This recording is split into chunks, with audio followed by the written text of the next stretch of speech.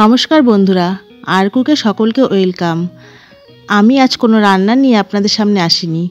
আমি আজ আপনাদেরকে তৈরি করে দেখাবো কিভাবে ঘরোয়া পদ্ধতিতে আমি বাড়িতে শরবত তৈরি করি। চলুন একবার দেখে নেবেন আমি কি করে শরবত তৈরি করি। আমি আজ আপনাদেরকে পাতিলেবু আর কাঁচা আম দিয়ে শরবত করে দেখাবো। তার জন্য আমি 1 গ্লাস ঠান্ডা জল নিয়েছি, আর 1 চিমটে লবণ নিয়েছি, 1 চামচ চিনি নিয়েছি, আর নিয়েছি একটা পাতিলেবু, আর নিয়েছি একটা কাঁচা আম। প্রথমে লেবু আর আমকে আমি খোসা ছাড়িয়ে রস করে নেব।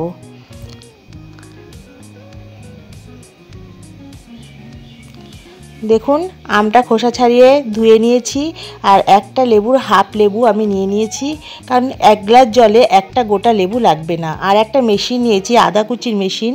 এই মেশিন দিয়ে আমটাকে আমি দেখুন কুচি করে কেটে নিয়েছি। এবার আমি শরবত তৈরি করে ফেলব। প্রথমে আমি 1 গ্লাস ঠান্ডা জলের মধ্যে 1 চিমটে লবণ দিয়ে দেব।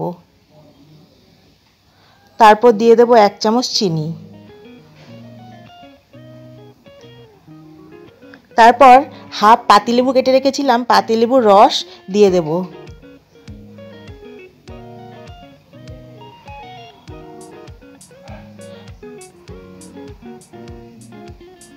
এবার আমি একটা কাঁচা আম কেটে রেখেছিলাম, সেই কাঁচা আমের রস হাতের সাহায্যেই জলের মধ্যে দিয়ে দিলাম। এবার একটা চামচ দিয়ে ভালো করে গুলিয়ে নেব।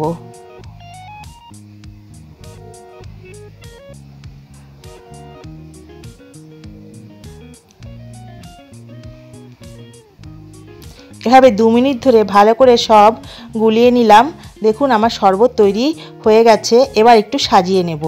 আমি লেবুকে গোল করে কেটে রেখেছিলাম, পাতিলেবুকে লেবুটা গ্লাসের মধ্যে দিয়ে দিলাম, আর এক পাশে আমকে গোল করে কেটে রেখেছিলাম, সেই আম দিয়ে দিলাম। আমার শরবত তৈরি হয়ে গেছে।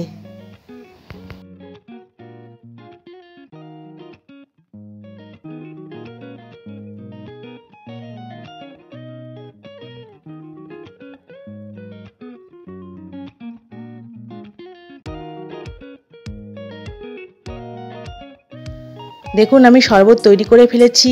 এইভাবে আপনারা শরবত তৈরি করে নিজেরাও খেতে পারেন, এমনকি বাড়িতে অতিথি এলেও আপ্যায়ন করতে পারেন। খুব কম খরচে একটা দারুণ পানীয় হবে। যদি ভিডিওটি ভালো লেগে থাকে লাইক, কমেন্ট, শেয়ার, সাবস্ক্রাইব করবেন। সবাই ভালো থাকবেন, সুস্থ থাকবেন এবং আমার পাশে থাকবেন।